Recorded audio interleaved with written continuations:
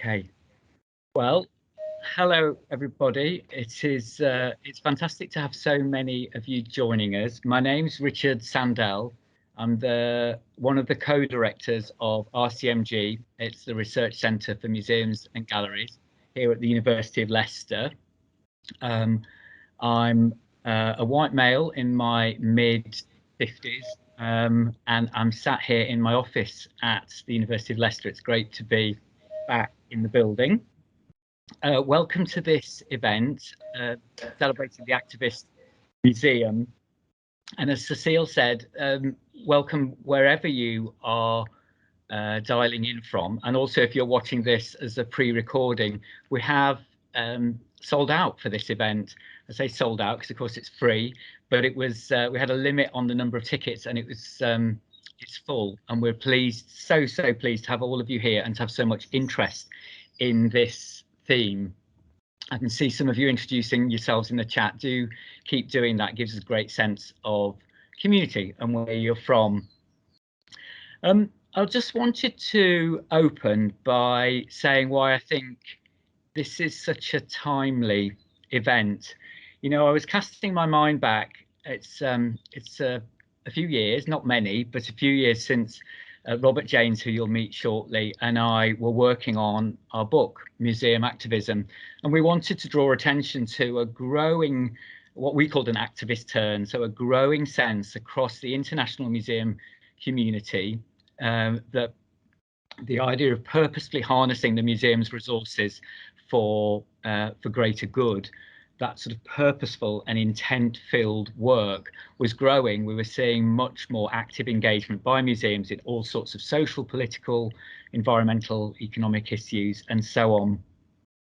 More recently, and in a very sort of troubling way, we've started to see the word activism used in a pejorative way as some kind of slur for work that is destructive or unhelpful, unproductive, that is kind of part of cancel culture, for example. And we've seen that pejorative use of museum activism, not just from the places where we might expect it, so from perhaps some parts of the right-wing media, but also from within the museum world itself, with some people, some senior leaders, talking about activism as if it's some kind of disruptive, unwelcome badge. And one of the things I'm really interested in doing, and I think this event is a great platform to do that, is to try and reclaim, reassert, reaffirm the ethical roots of museum activism, not as some kind of super kind of extreme or external, something that just happens on the edges of museums, but why wouldn't we harness it at the heart of all museums to think about the value of museums operating as a force for good?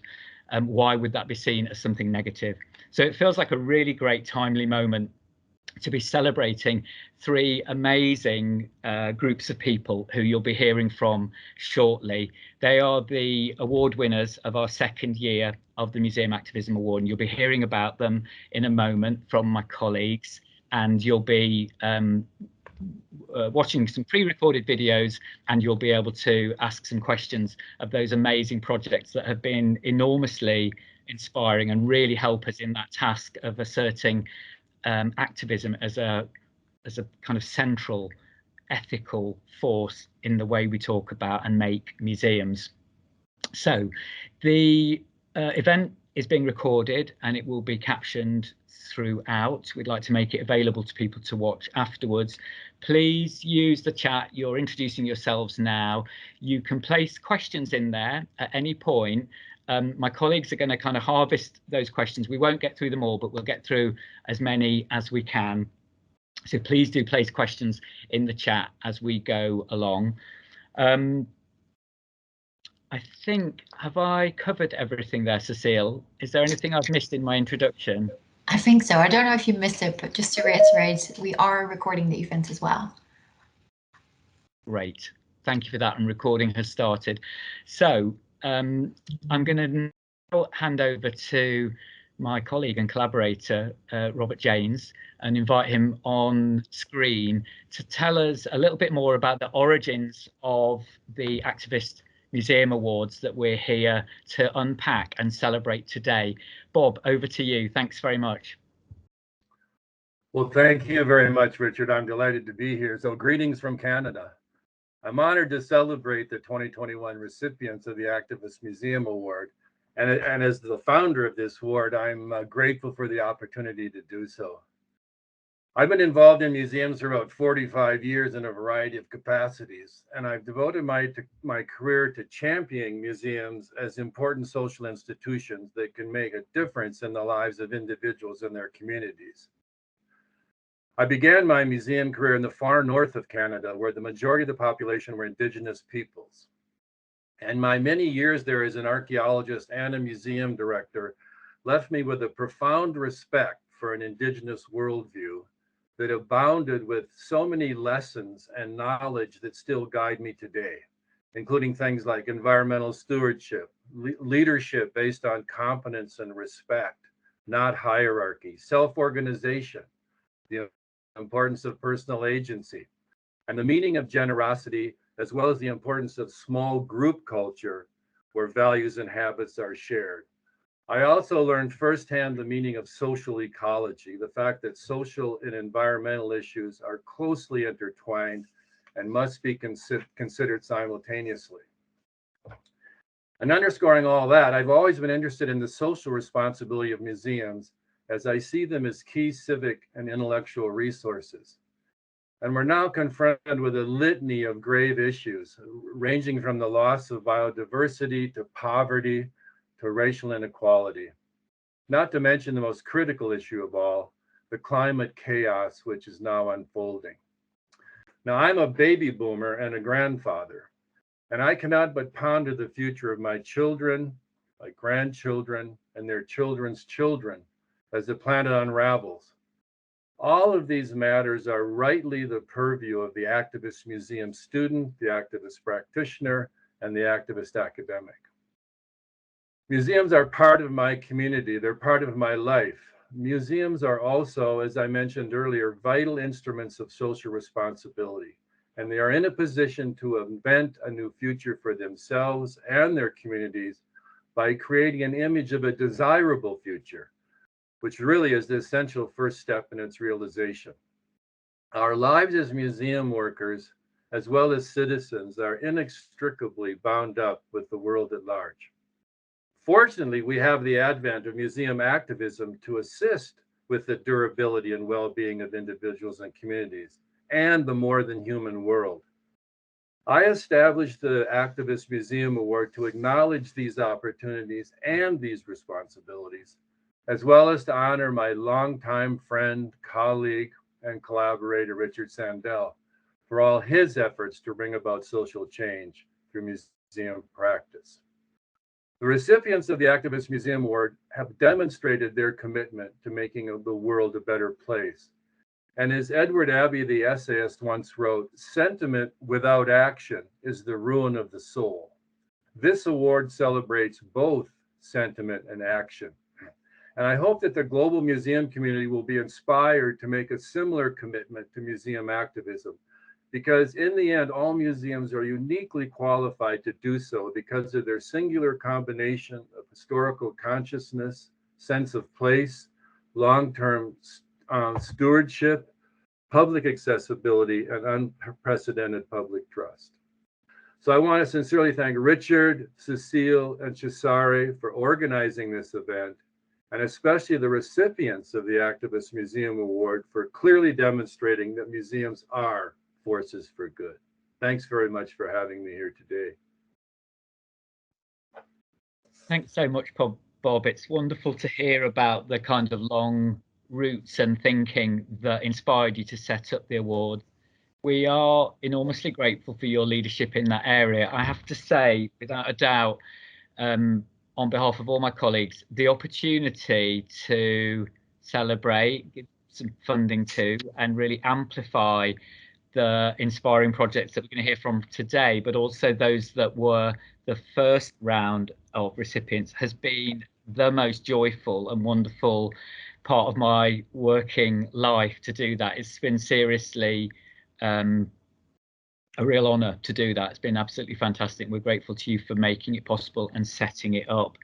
So on to the main event, and I'm going to invite Cecile, who's been central to running the awards out of the Research Centre with me, to say a little bit about each of the 3 awardees that you're going to hear from. Cecile, thank you. Thanks, Richard, and thanks, Bob, as well. I think all of the awardees have delivered exactly that, 3 really inspiring projects. I can see that everyone is introducing themselves in the chat. Please do keep going, and also pose any questions that you've got. We'll come back to them in the chat. Just a quick notice about safeguarding.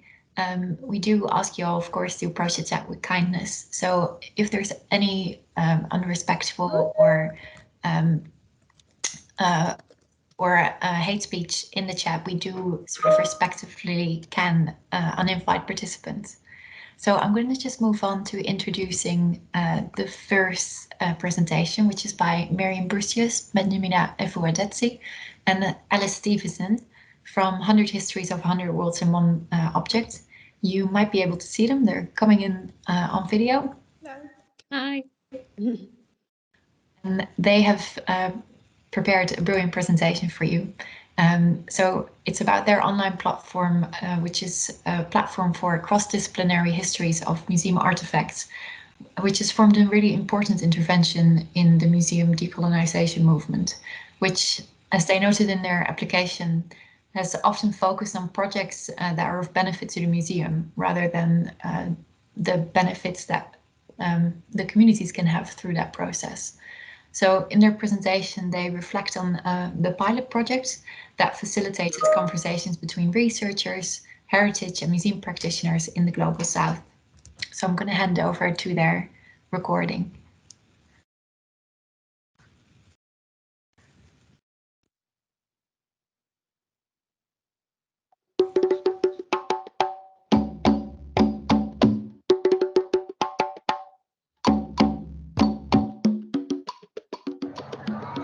Welcome to the 100 Histories of 100 Worlds in One Object podcast. Our project turns to the formerly subaltern stories museums in the West have left out.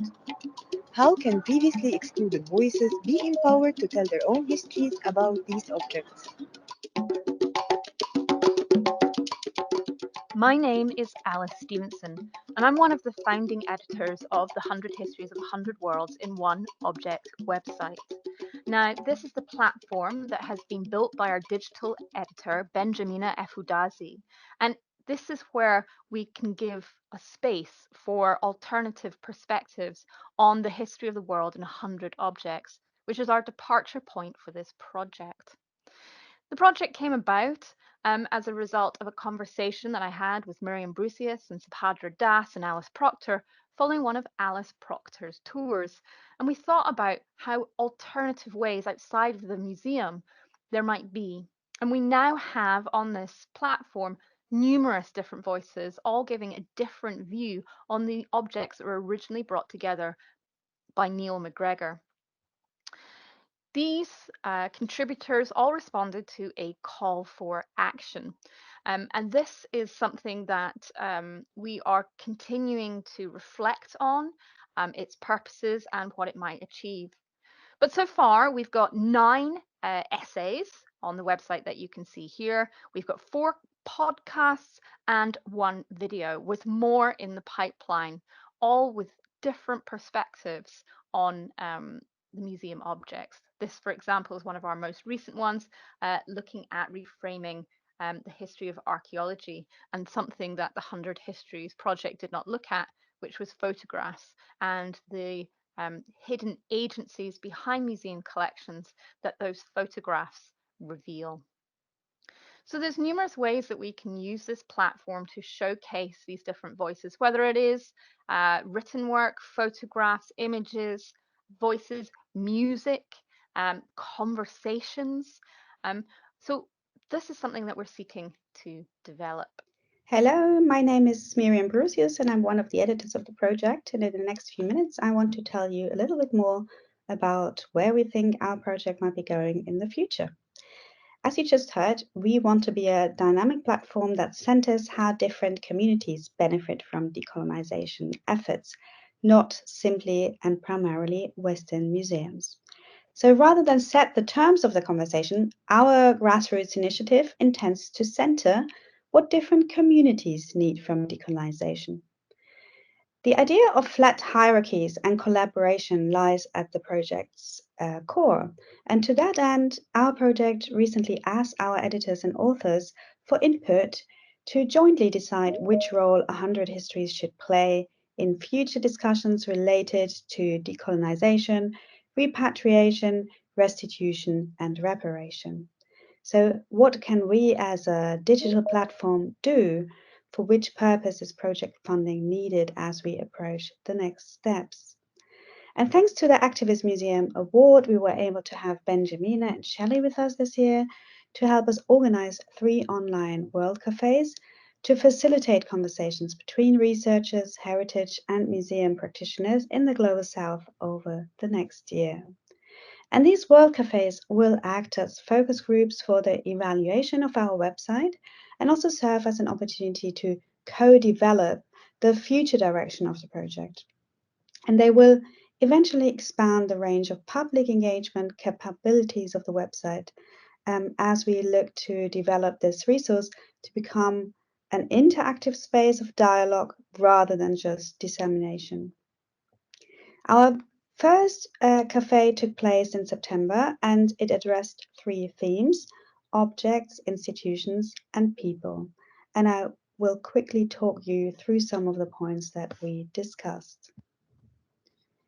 The 2 key questions we asked all participants at the end of the workshop were: what can the 100 Histories of 100 Worlds in One Object website and project do to realize the changes that you proposed? And what would you like to see research grant money used for? 100 Histories of 100 Worlds in One Object is naturally concerned with objects. So our first theme concerned the museum objects, and here are some of the questions that were asked.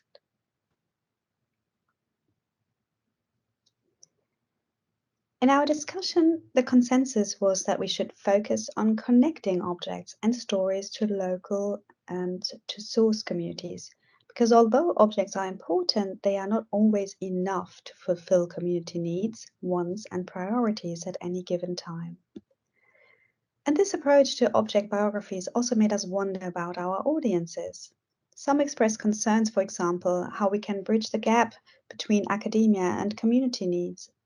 Can alternative and more popular formats like audio formats, podcasts, etc., help us with that?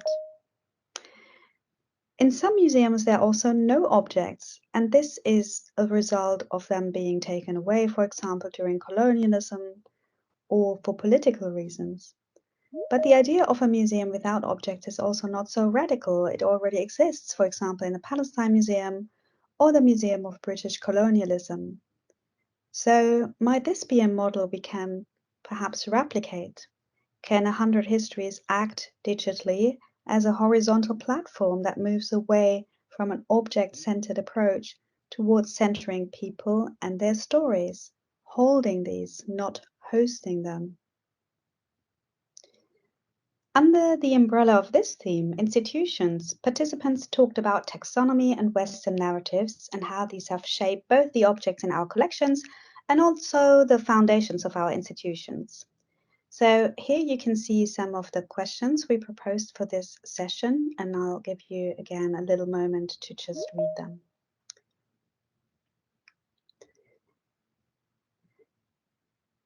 So institutions are very hard to change, and yet they tend to dominate the discussions about repatriation, certainly, and decolonization by extension.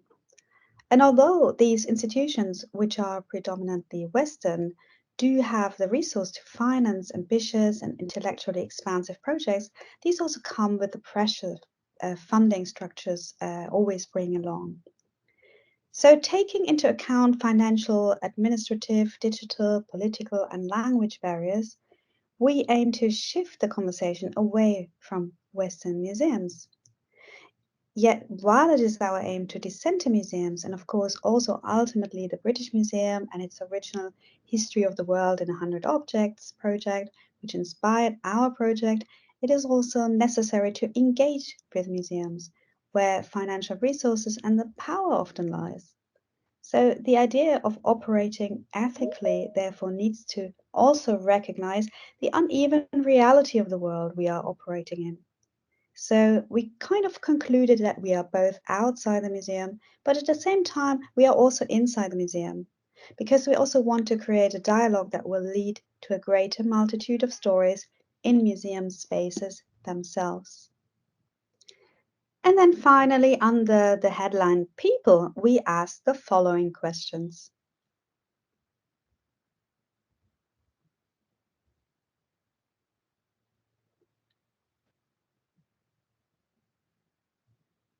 So here we will explore our long-term goal to provide a forum to center how different communities of association and origin benefit from decolonization efforts, not Western museums.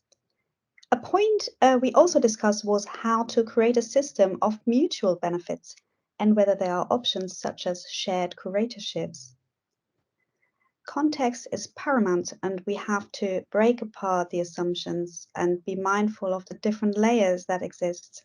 So culture in museum spaces, for example, does not necessarily correspond to real geography. 100 Histories needs to be mindful of these kind of nuances and tensions as we go forward. And we also reflected on the need to undo the idea that objects represent people, but rather they are moments in time that mean different things to different people. So the project can make space for different people to share these narratives.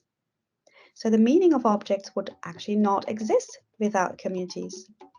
Actually, one of the main conclusions of our event was that without people, none of this can exist. Thank you for listening, and thank you to our sponsors for supporting this project. Thanks also go to a wonderful team of editors who've been working on these podcasts and essays. The intro and outro music are provided by Ghanaian band Kwan Pa, which was recorded just for the 100 Histories of 100 Worlds in One Object podcast, and it was introduced by Heba Abdel El Gawad in Cairo.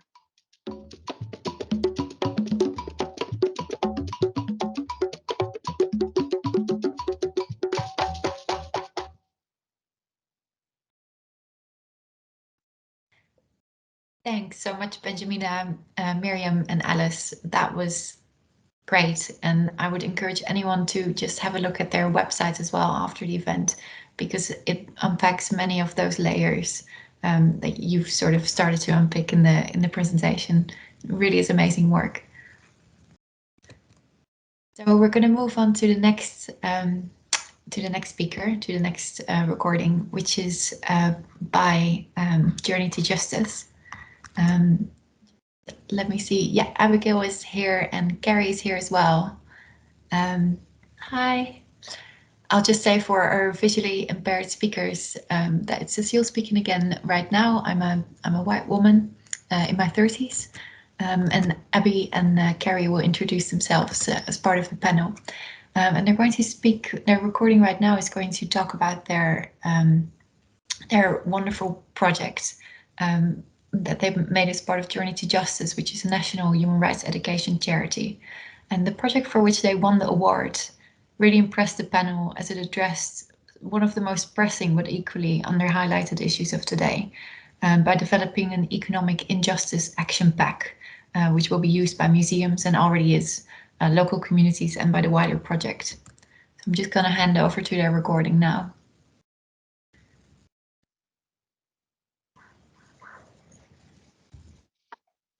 Hello everyone, and welcome to the Journey to Justice Economic Injustice Project short video for today. So my name's Abby Rhodes and I will be taking you through the first half of our presentation. In the second half you will hear from Carrie Supple. So to start with, a bit of an overview of the Economic Injustice Project and its origins. So Journey to Justice is a national human rights education charity, and an alliance of scores of all volunteers of all ages who believe that learning about human rights movements, the arts of social protest, and the factors which make change happen can galvanise us to become active citizens ourselves. Now, the aim of Journey to Justice is to galvanise people to take action for social and economic justice. And one of the Journey to Justice's key activities to date has been our multimedia travelling and interactive exhibition, which tells the little known stories of successful journeys to justice by individuals in the US and the UK. Now, topics presented through the exhibition include trade union histories in Newcastle, women's suffrage in Bristol, grassroots activism in Lambeth, disability rights in Liverpool, and LGBT rights in Nottingham, and children's rights also in the Tower Hamlets down in London. And since 2015, the travelling version of this interactive civil rights exhibition programme visited 15 places across the UK and was seen by over 200,000 people. The exhibition is now permanently housed at the University of Leicester, and there is also a version of it online. The website address is in the first sentence there. Now, the Economic Injustice Project came out of our travelling civil rights exhibition and links economic and racial justice. And the project uses J2J's approach to human rights education to focus on how we can address economic injustice in the UK, which is made more urgent by the COVID-19 crisis. And we want to counter divisions and emphasise intersectionality. We're telling stories of cooperation and hope and people's action for change. Now, the main aim of the Economic Injustice Project is to help equip people to take action for change using this successful approach to human rights education. It's based on sharing stories of ordinary people's action for change. And to be able to help foster this change, we actually created a unique resource hosted on our brand new website, economicinjustice.org.uk, which I will show you now. So as you can see here from the screenshot of the site, it consists of explainers, so experts in their field discussing underlying causes of economic injustice. We also have stories told by a variety of people in different formats, people with lived experience of economic inequality, and also activists who share examples of successful non-violent tactics to achieve change. We also have an activities section where you can find information about how to use the resource with a specific example of housing issues. So if you want to discuss housing in your local community or in your museum, then using the activities resource there, you will be able to have a template for an activity to be able to do. We also have other resources and solidarity stories. These point to stories that we've not told on our website, and also resources that we feel are linked to economic injustice and human rights. And there's a wealth of different books and films and other exhibition events that you might want to have a look at. And we're also creating a physical suitcase version of the resource for people who don't have easy access online, and for those who actually want a more physical interaction with our stories, tactics and explainers. Our next steps after that is developing a model to train community facilitators. Now, these facilitators will become familiar with the resource and consider how to use them with their own groups to galvanise confident action for change, using examples of what works to address poverty, deprivation and lack of hope through local action and self-help. And we hope to work with a variety of grassroots community, neighbourhood groups facing particular challenges, as well as schools and museums. And in addition to this, we are creating a mini documentary focused on class and education, which considers the crucial role that both class and education play in creating an economically unjust or just society, and exploring the links and the lenses through which we see each other. So how do we interact with one another? And does class and education have a lens that we view other people through? So the actual documentary itself features 6 experts in their field from very different backgrounds, discussing unequal opportunities, accent bias, the markers and stigma of poverty, and the devastating effects of our current economic model. And we are aiming to show part of this mini documentary at the upcoming Leicester Human Rights Arts and Film Festival in December, something which Carrie will mention in her part of the presentation later on. But next, we are going to have a look at a sort of an amalgamation of all of our stories. So we have 40 diverse voices across our project, 21 of which are in our story section. You can see a snapshot here of the website. And to give you a taste of just a few of these, we have a compiled video of some of the participants. So we will watch that now.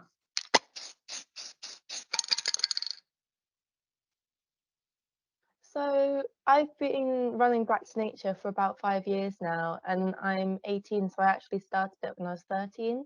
I started Back to Nature to run these nature camps essentially every year, where we're bringing kids out from inner city Bristol. I've lived in Monmouth for over 20 years now, so I began using the contacts I had, the shops I knew in town, the cafes I knew in town, and got a paper petition in all of those venues. Fantastic result of Rosemary's petition was that the decision was reversed, so the bus was saved.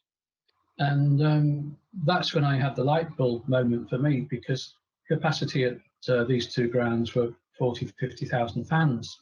And I thought, well, you know, we've got 60,000 people coming to London Stadium every fortnight, and if X% could bring a tin of something, what a massive difference that would make to the local food bank. So the vision for Even Break is for the world of work to be as accessible to disabled people as it is to non-disabled people. We all came from backgrounds with lived experiences of injustice, and there was a perception that we were at a turning point in gentrification in Brixton. If you're walking through food landscapes and you know what to do with that food, you are more likely to want to support local food producers, local markets, and if you do that, then you're more likely to be investing in possible apprenticeships and jobs in the future. Elderly people delivering for us. We had volunteers coming from all over Birmingham, like they weren't even from around the area. We had people from all backgrounds. The volunteers got involved just by emailing saying, oh, I want to volunteer, I've lost my job. Going to want to feel as if they've been clothes shopping but didn't have to pay. So from the very, very beginning, even before we had the type of premises that we've got now where everything is out on rails and stuff, people chose their own clothing. And we were allowed to go ahead with the event. Fantastic. I decided I wanted to set up an organisation. At this point, I didn't know what or how. It's not something I was familiar with, but I knew we needed to do something. A community initiative that kind of seeks to suture some of the fractures that occurred from the Black Lives Matter protest and as a result of the last decade of austerity. I feel that it's incredibly moving to hear these stories of the bonds between 2 communities that were in many ways very, very different, but that were forged through mutual aid and through care. Started off because of this link to climate emergency and migration, installing it next to Eurostar as sort of like the gateway during the time of the summit. So all the diplomats and the politicians and people who were the decision makers in effect from the UK had to walk past the dress, and that was our chance to kind of just tug on their coattails before they went. Instead of believing that their lot is set and that the council will do or not do what they want and there's not much that can be done, people here now see that by working together they can really effect quite significant change. Ended up in the Supreme Court, and just before we went in, our solicitor said, "You've won." And that was the moment I just burst into tears. I'm going to now. Here is my story, here is the work that we do. How can you apply these learnings to build your own network with those lived experiences that are unique to that area? I think the act of coming together as a group and singing is like a peace demonstration, if you like. It's saying we're all different ages, we're all different backgrounds, we're all different stages, we're all from different economic security or not, And here we are working together.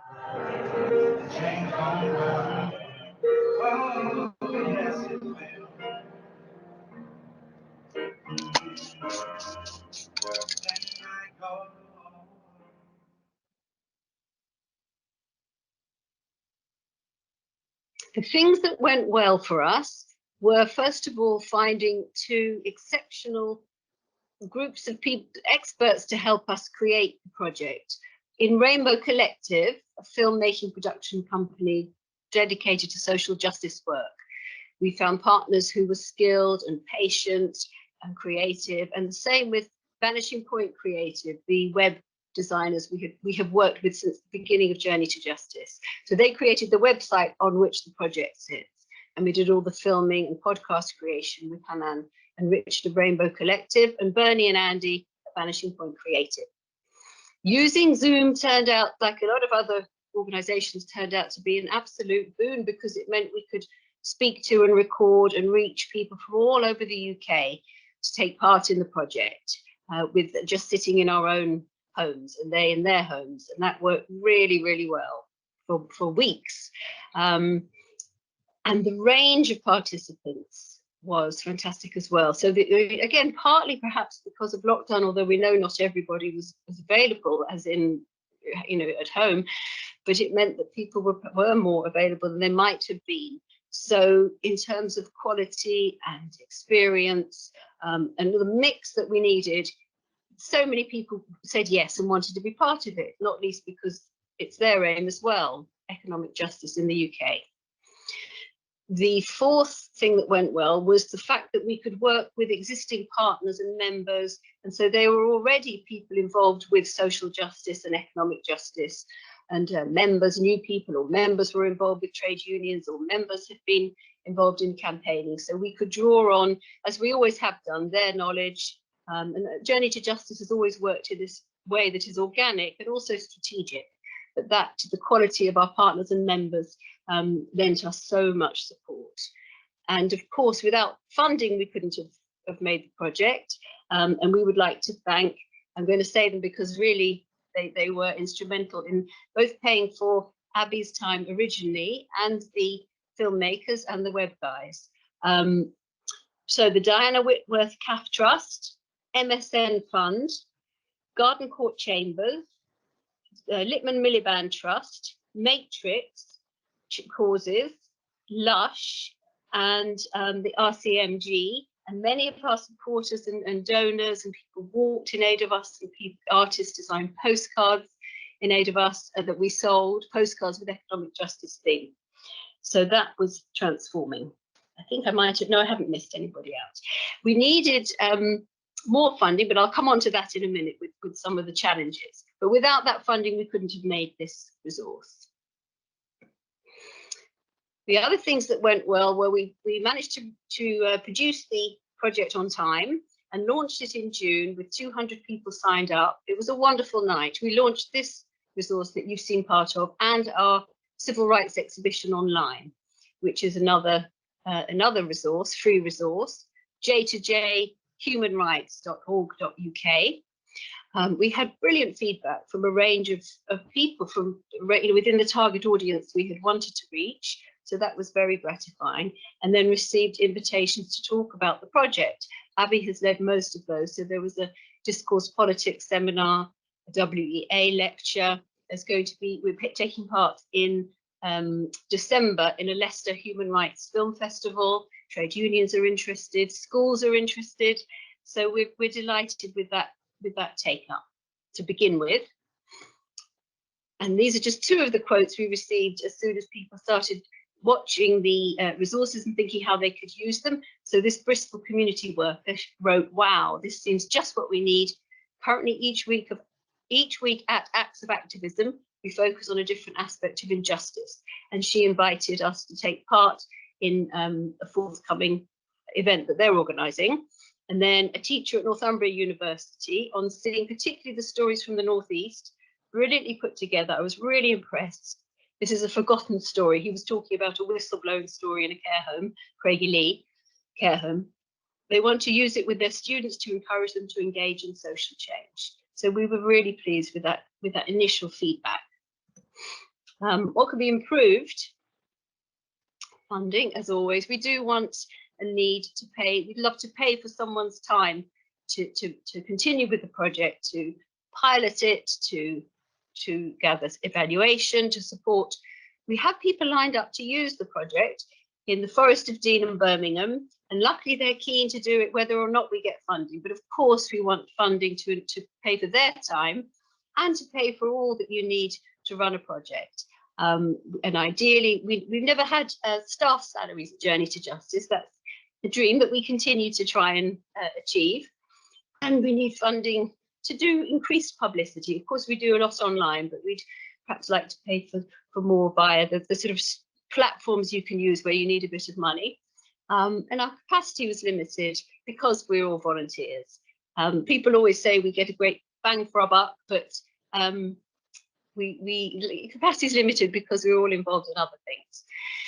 Now, what could be improved in terms of reaching our target audiences? We have a huge database, and we have told people within our target audiences, which include every level of education, primary, special schools, FE, colleges, higher education, youth and community work, trade unions. We would love this to be used by people who are in friendship groups in neighborhoods. In fact, that's partly how it started. Businesses, and so we have wonderful, as I said, list, and we're reaching people. We need to do that more. We want it to be known everywhere that anybody might use this resource. And we did have some feedback. We've had some great teachers in different sectors and trainers and youth and community workers who are helping us assess the suitcase as we develop it, as Abby mentioned. And some have said it's fantastic, but in terms of their time, they would appreciate it being a bit more digestible as a bit of guidance as to sort of pathways through the resource, and that's what we're trying to do. We've reached out to all the museums we can think of in the country whose emphasis includes social justice, so we're hoping to develop that. And then, of course, there's a challenge of the issue itself. This isn't really about what could be improved, but it's acknowledging the challenge of dealing with this huge embedded issue in the United Kingdom of economic injustice. And so it's so complicated, intersectional, deep and vast and wide, and it's all about the lens through which we see each other. So we don't pretend it's easy, but we hope that this resource can help be part of what is really a massive now and heightened realization that we have to address so many aspects of economic injustice. So that's a challenge, ongoing challenge. And we, of course, want to thank all our funders, the people who helped make the project, Rainbow Collective, Vanishing Point Creative, the advisory group to the project, all our partners, all the participants who gave their time and story tactics, all the explainers, all the volunteers who helped with the social media and in so many other ways, and the RCMG for awarding us this fantastic opportunity, which has really been transforming. And they helped fund the project. So thank you, everybody.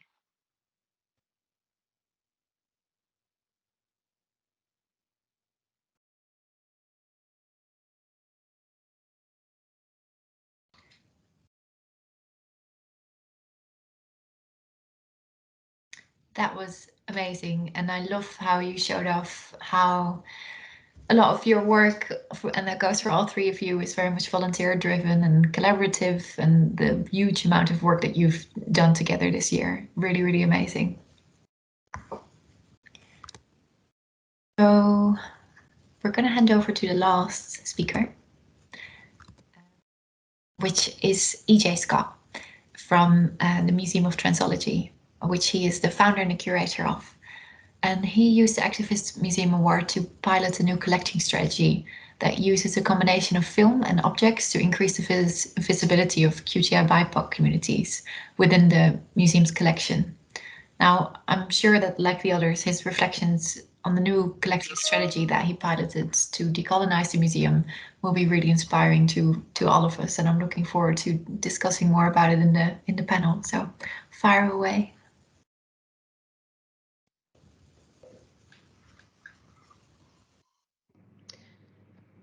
Good afternoon, everyone, and welcome to Central St Martin's in London. Shout out to all of you wherever you are.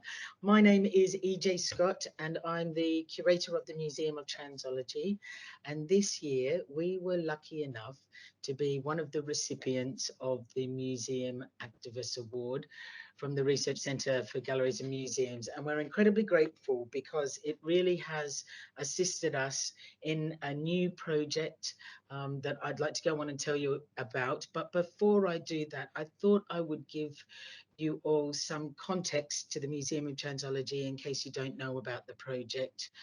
So it's now a collection of around 500 objects that relate to trans, intersex and non-binary people's lives. It was started by crowdsourcing objects from the community in community spaces. And one of those spaces was the wonderful Marlborough Pub and Theatre in Brighton.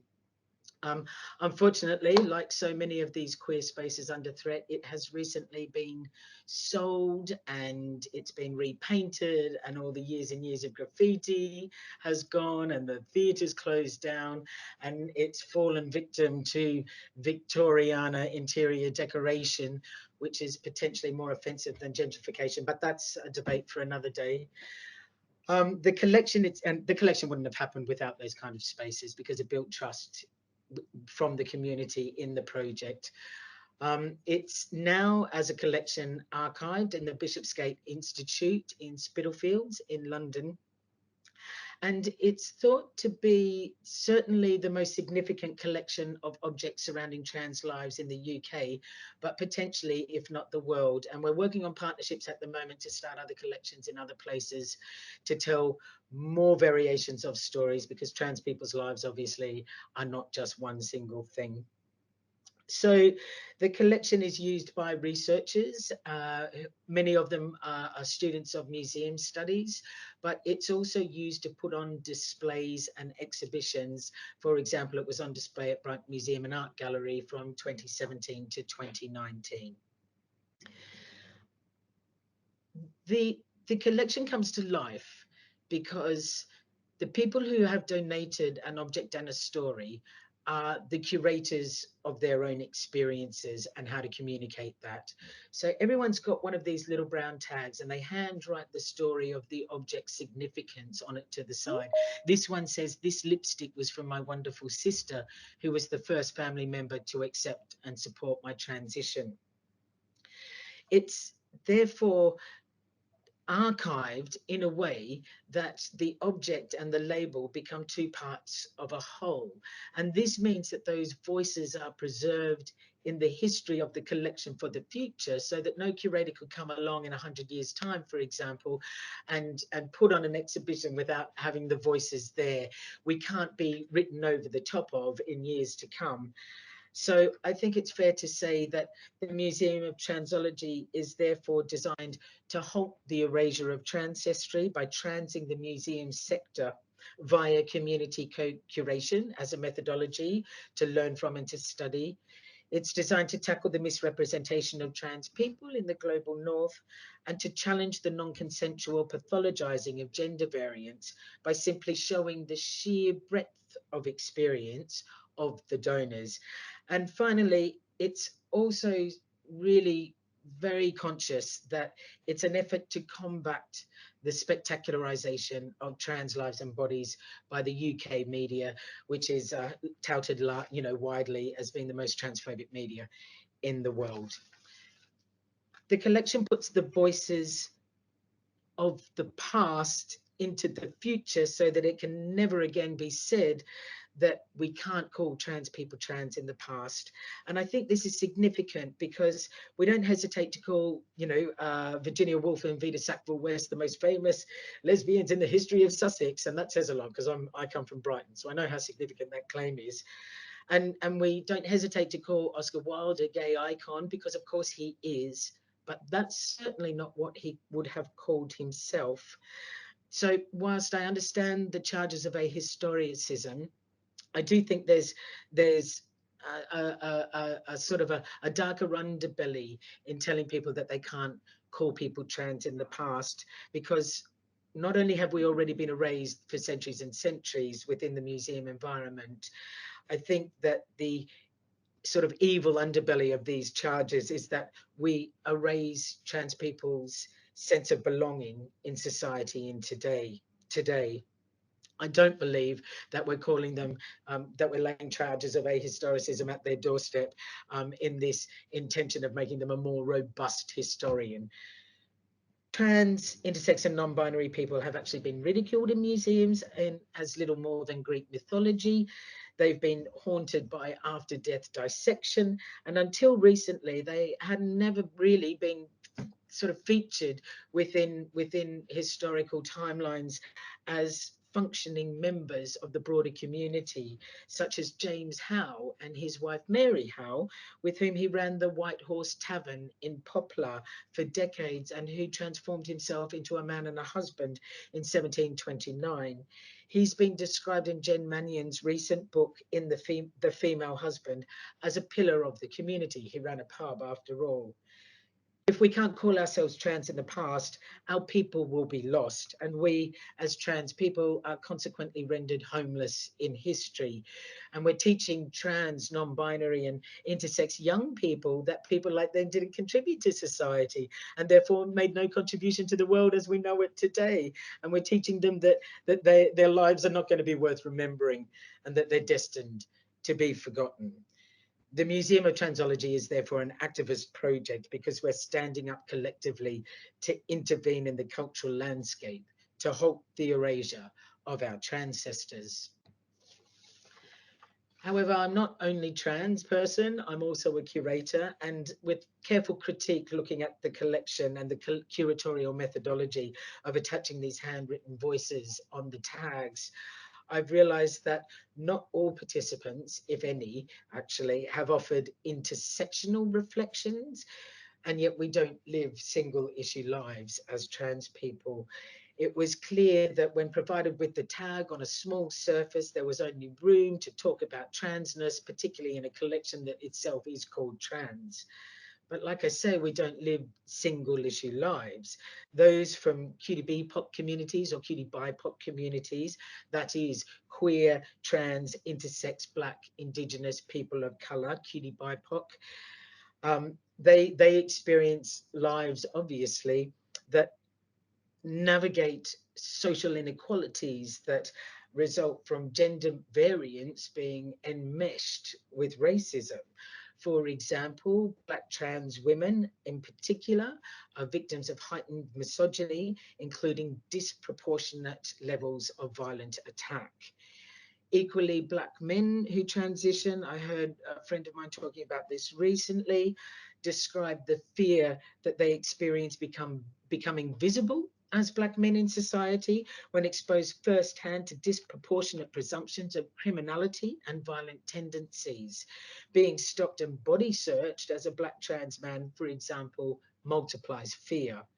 These issues are further complicated by factors including class, poverty, and employability that are related to both race and gender nonconformity.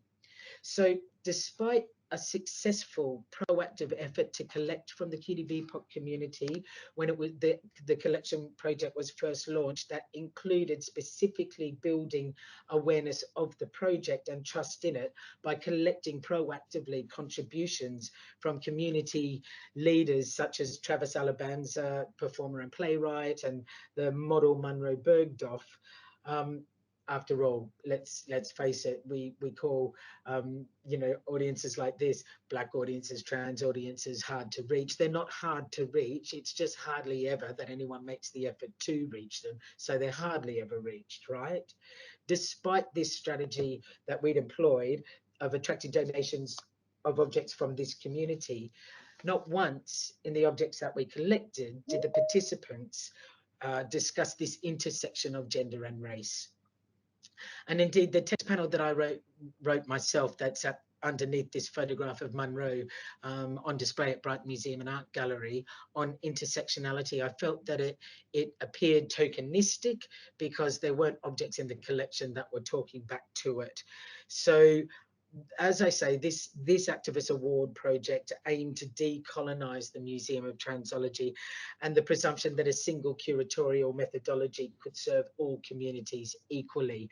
Of course it couldn't, and it would only, you know, be a white man who'd be so arrogant to think that it could. You know, this is the white savior complex, and that white man was me. So to change this, the Museum of Transology itself had to become intersectional, and in so doing it aimed to respond to and be transformed by the Black Trans Lives Matter movement.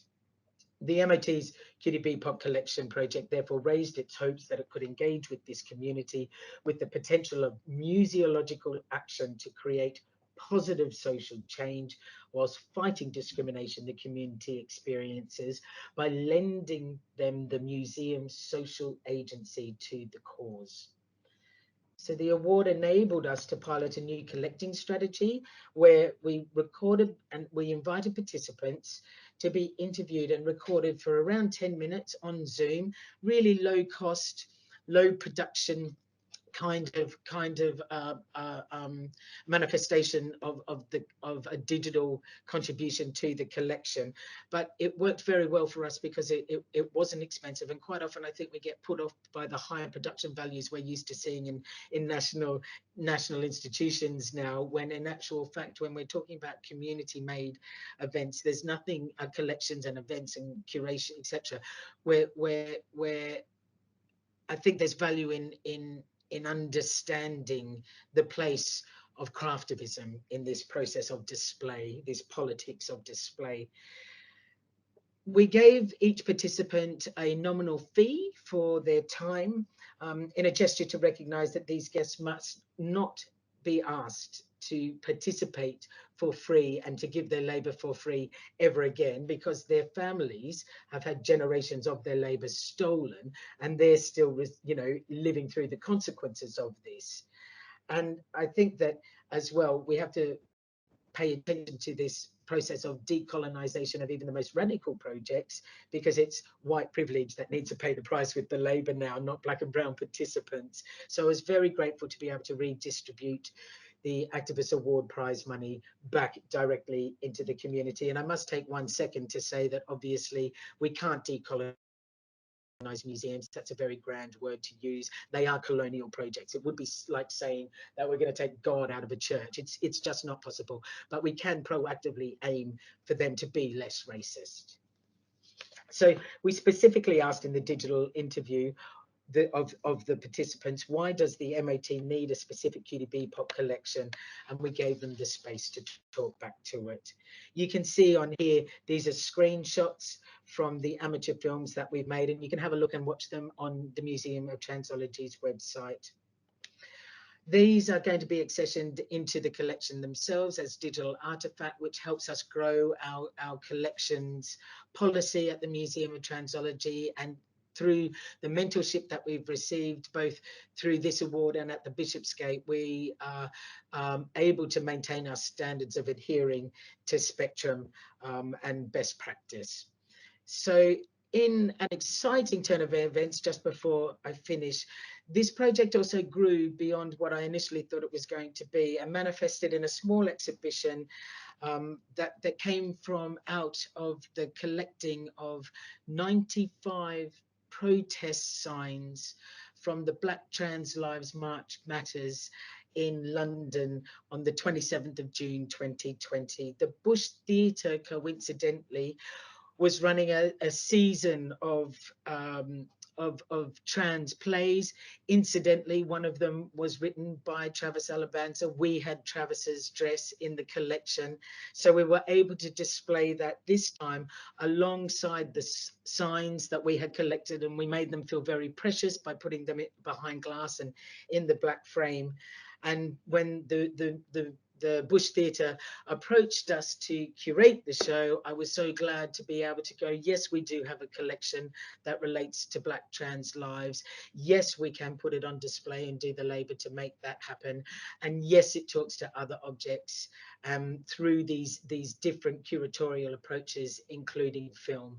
So again, I just want to say thank you for the opportunity to really make this project concrete, to have the time and the funds to make it possible, and to expose these materials in the end to a much broader audience that hopefully does help in physical collecting, curatorial, activist terms, to show that remembering Black trans lives matters.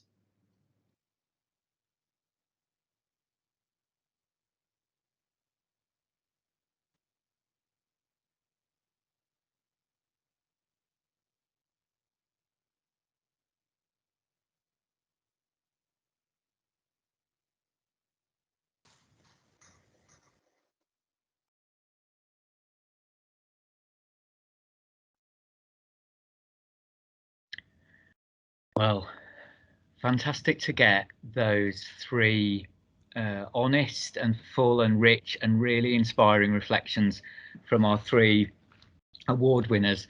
Incredible, actually. And if you think, you know, in my opening remarks, I wanted to use this event in part to do that kind of reclaiming of activist work as something which could be at the heart of every museum. And, you know, when I hear those three extraordinary presentations, you know, I think why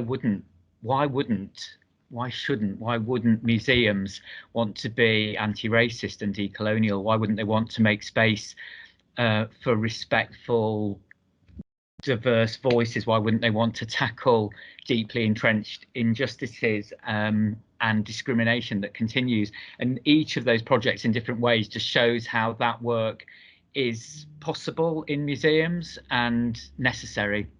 So huge thanks to you all for that.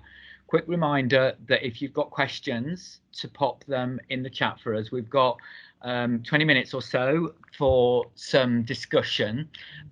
So I'm going to let my colleagues keep an eye on that, but do come forward if you've got questions that you would like to ask. Cecile and I have some already, I think, and I'm just going to go first with one which is to all three of the awardees. So do feel free to come in and share your comments on this. So your award, as I alluded at the beginning, was made at quite a challenging time for this socially purposeful, socially intentful practice. It was a time when the culture wars were escalating, and some commentators within and outside our field began to refer to activism in this very kind of outsider, pejorative, kind of unpleasant way.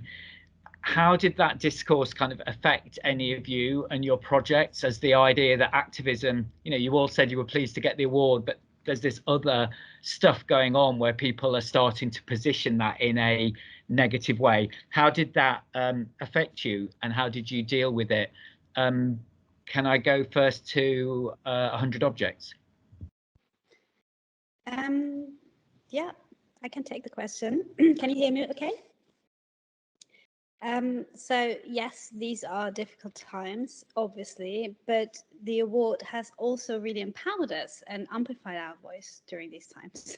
So it's nice to meet you, Bob, and so thank you very much again. The award also gave us the opportunity to stress that our activist project is not meant to be confrontational, but it's more complementary. So activism obviously has something that can actually help museums inside the museum, ultimately indirectly to also contribute to, ironically, the retain and explain approach of the government, but in a multi-directional way. So I think we can bring in some of the nuances that were missing in the conversation. And so we think that the term activism obviously needs to reclaim its positive meaning. You already said that, which is about social impact and inequality. So we should be proud.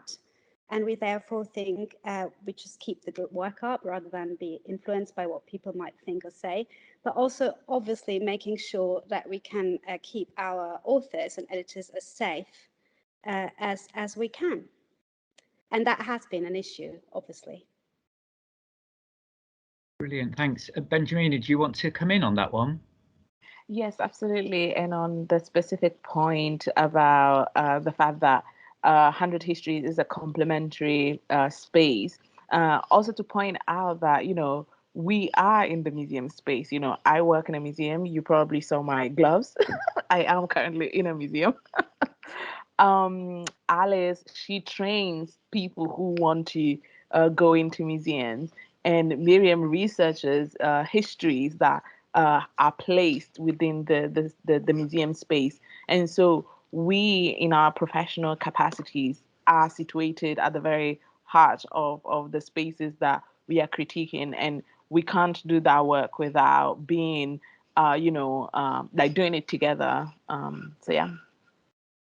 I love that, Benjamina and Miriam. They're really important points. I'm really pleased that actually the label of the award kind of brought this to the surface, and you can kind of defend that position and show that, as Benjamina said, it's also this, and your brilliant video talked about this kind of insider and outsider perspective. It is not an attack from outside. It is something much more subtle and fundamental in the way that you've described it brilliantly. Thank you.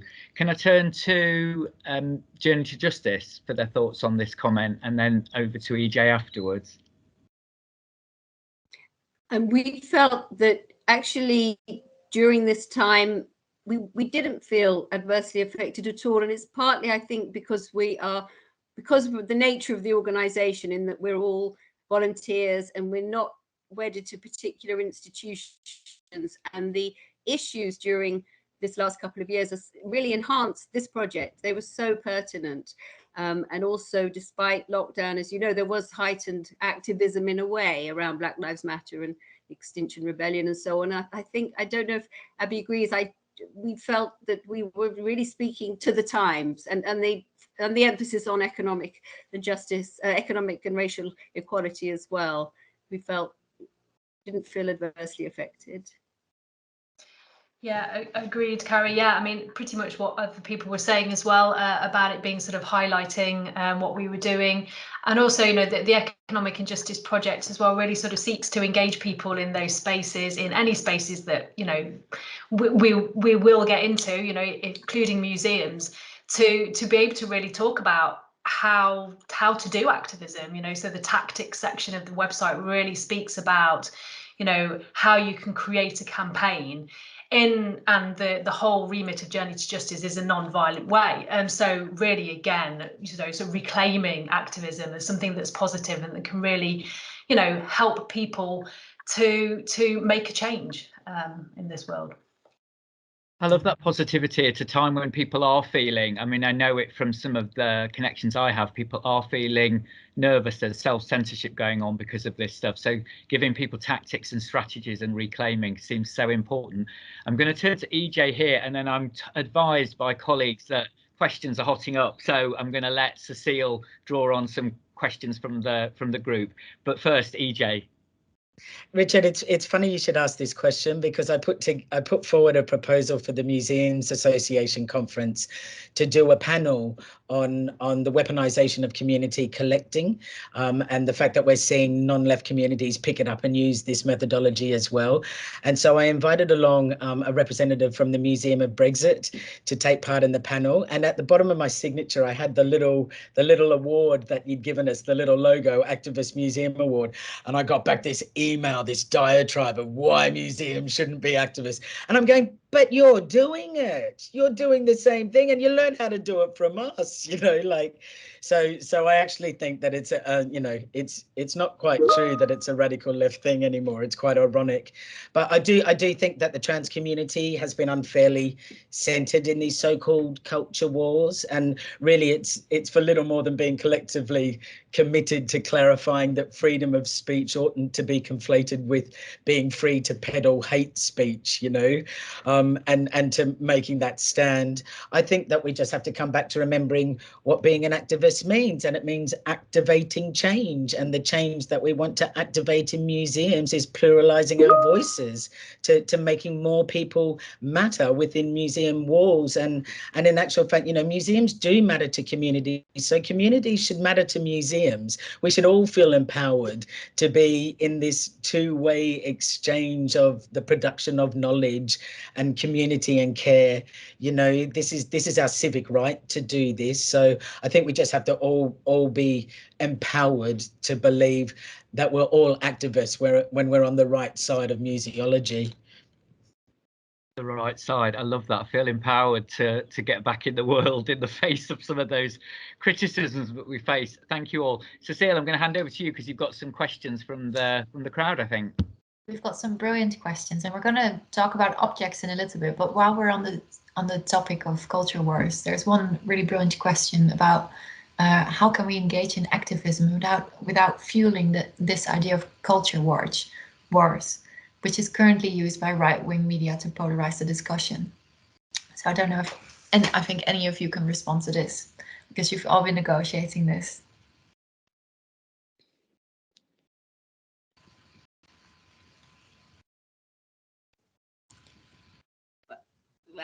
My instinct is to say, in part, it's about embedding the approach we're all talking about the positive side of activism and how there's no one way to be an activist, but so embedding it in all the ways we can think of. Obviously, we're interested in museums, but also every level of education and every trade unions, local councils. It's that hard work of sort of getting your allies in all those places, and then whether it's through stories or through all that we're trying to do, changing the image in people's minds. When I taught in the 80s, I saw every year a decline in students' understanding or even knowledge of trade unions, for example. And so for us, it's about education in that way.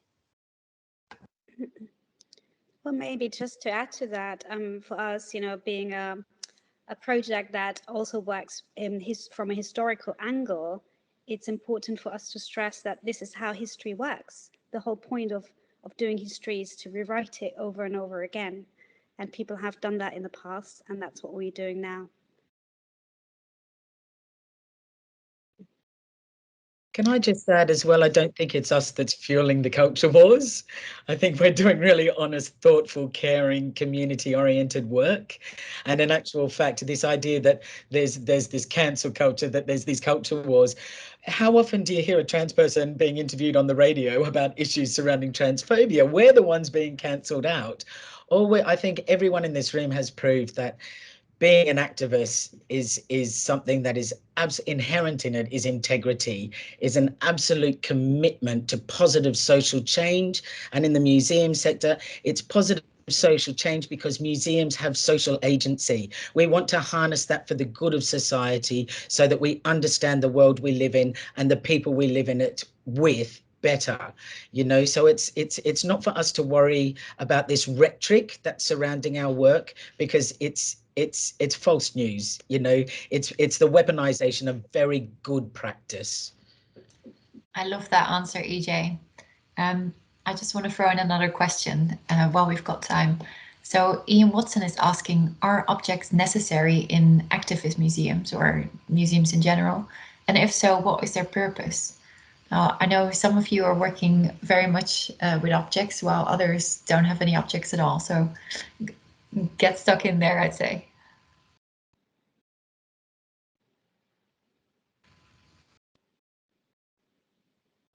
Okay, I can't help myself. Am I allowed? Yeah. So I've got 500 of them. I think that there's a distinction as well between objects. So the fact that we've changed the way we engage with objects, the objects comes from the community. We never say that we have a curator of the Museum of Transology as such. I say that we have hundreds of them. So it's about giving the autonomy to the community that's bringing forward these objects, which is a different style of work from rereading objects, for example. But I think there's also an important distinction that we're using everyday objects that break through the veneer of discrimination that people arrive at museums may be holding. So in the instance of this little lipstick that we have in the Museum of Transology that I talked about in the presentation, it's a lipstick that's not Yves Saint Laurent. It's a lipstick that's been in the bottom of someone's handbag for too long, that probably came from Boots. And it's that recognition of that object with our own lives that breaks through that moment of discrimination. And so objects can talk, but they need to talk with the autonomy of the person who's given them, and that's what we're trying to encourage. So Benjamina and Miriam and Alice, you've been working with curators and museum practitioners from all over the world who may have very different views on whether museums should be centered around objects or not. So I'm really curious to hear from one of you.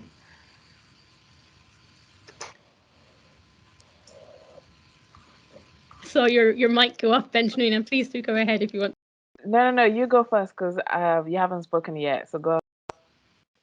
No, I was just saying, I was reminded I had the great pleasure of seeing Wayne Modis speak the other week, and he really brought to the fore the power of objects because they've been in that past, they were witness to some of these histories, and that they are here present now, so they become the sort of grounding focus for the stories. The stories remain really important, but the object just has this power of having been in that past, and having potential to tell a very different story.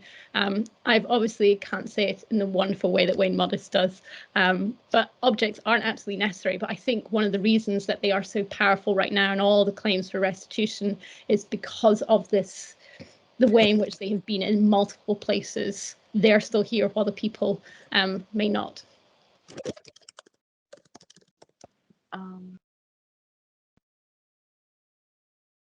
Sorry, I'm struggling with the microphone. So first of all, let me just say how much I love EJ's readiness to post things in the chat. Really great stuff. But in reference to the question, to add to Alice's point, I think the core I think the core mission of the museum space is people and the community, like EJ said earlier. Even the object themselves, their importance, they are sort of the reason why, some museum may want to hold on to their collections, even though it's not ethical, or the reason why auction houses are selling for hundreds and thousands and millions of dollars is because of the histories that emerge from those objects and the proximity to the people to whom those objects belonged, or the people who created those material cultures. And so I think is the materiality of object necessary to the museum space? No, it is not. Is the history, I think, and the power, the relation between people that it's at the center, I think.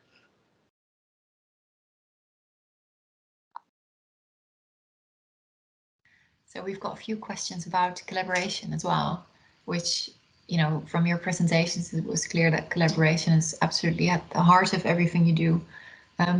And we've got a few questions about that. So Ionis is asking, I wonder what kind of risks have been identified or addressed in these multidisciplinary and sometimes conflicted territories of work. So what were the key risks of engaging communities and diverse audiences?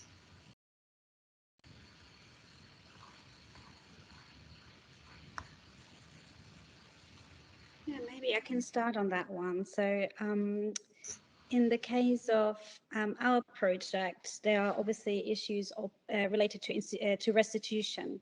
And often the conversation about restitution operates on an institutional, on a governmental level. And that's exactly the kind of context we would like to move away from. We want to create a different space.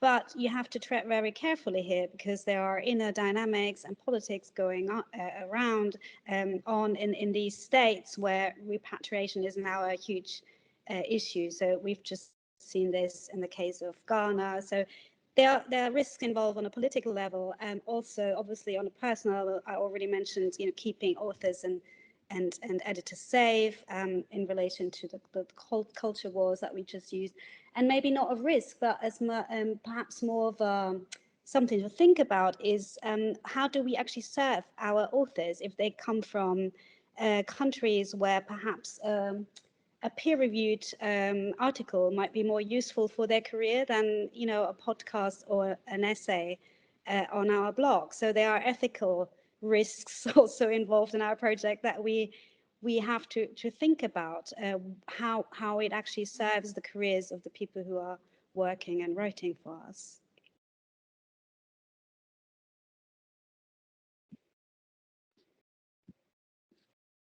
Would anyone else like to respond to that one? Carrie, maybe? Well, just something that occurred now and then, but it wasn't a really substantial risk. And that was when we had some of our stories where it involved a conflict, say the resolution of a conflict or a whistleblower, or a campaign where there was a fight, in order to then sometimes I guess we were aware that we were hearing one version of the story, and we had to be careful sometimes about representation of people, say, where allegations were made about behavior of other groups or someone. But there were minor risks and we were aware of them. I can't think of any other sort of real risk. Can you, Abby? Besides that, sort of like oral history, like any oral history, particular versions. But maybe you can speak really well to one of the other questions that is sort of the other side of this. So Patricia's asking, thinking about the famous phrase, nothing about us without us, how important do you think it is that curators working on some of these topics originate from these same communities themselves? So I know that's played a big role for you in Journey to Justice with the Economic Justice Injustice Pack. Yeah, we always wanted to and aimed to, and largely got people with lived experience to be able to speak about their experiences in a way that is, I hope they feel it is.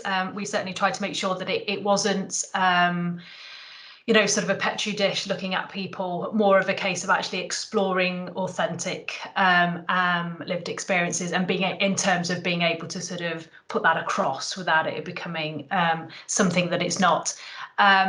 So I suppose in that case, the collaboration, we always make sure that it was where possible direct and or almost direct lived experience of any issue that was faced, and made sure that the story was able to be put forward in a way that they wanted to. So make sure that people have their narratives heard.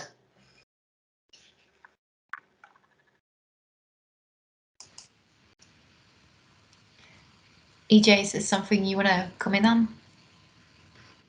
Well, obviously putting the whole Museum of Transology project is about the community by the community, but I also don't believe in the death of the curator and the skills that are embedded in good sound curatorial practice. It was really helpful that I understood museums when I went out from the museum into the community, and I believe sometimes that's the way that it has to be done to build trust.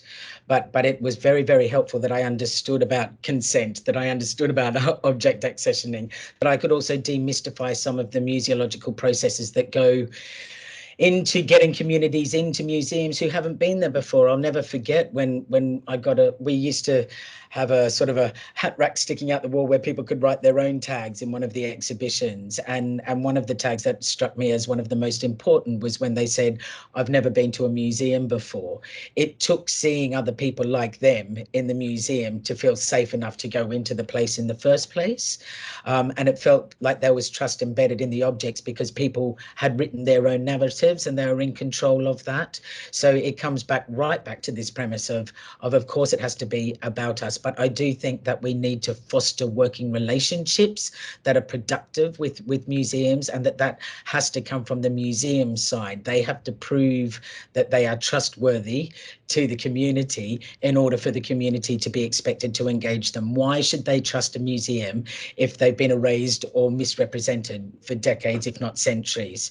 So this is a two-way knowledge exchange, and museums benefit a great deal from the knowledges that communities bring to them that their workforces don't have. So like I say, I think there's a two-way relationship here, and that it means that communities need to be treated on equal footing, and that the museum needs to do work and labour surrounding demystifying the processes that surround their inclusion. Thank you so much, EJ. We're going to sort of round up, but there are a couple of questions from people who, are asking how to do this, how to use these strategies that you've described here today in small museums, but especially also in big institutions. And someone else is asking for any resources that you might be able to share in the chat for how to reach out in an appropriate and respectful manner to communities. So there's a lot of sort of question for more resources. So if there's anything else you want to share, please do go ahead and put it in the chat. But I'll hand over to Richard now. Thanks everyone for all your questions. Thank you, Cecile. I've committed to bring it in on time, so I've just got some very final remarks. The brilliant team behind the scenes on this, Cecile, Cesare and Sarah, have been frantically messaging to keep things smooth. But one of the things they've said is those call outs, those asks for resources, and have agreed that we'll gather some bits of material together that might speak to some of those questions, so that when we post it on our website, we'll try and mop up some of the many questions that we haven't had a chance to get to. So thank you, team, for thinking thoughtfully about how we can do some justice to the brilliant comments and questions that are coming in.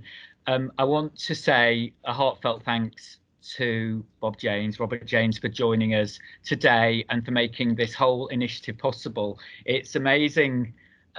Claps all round. Bob, you instigated this. It's made some of this work happen, but it also elevates it to a position where we can talk about it openly, we can take that practice forward, and we can work as far as we can to make this a kind of core part of museums as a kind of force for good.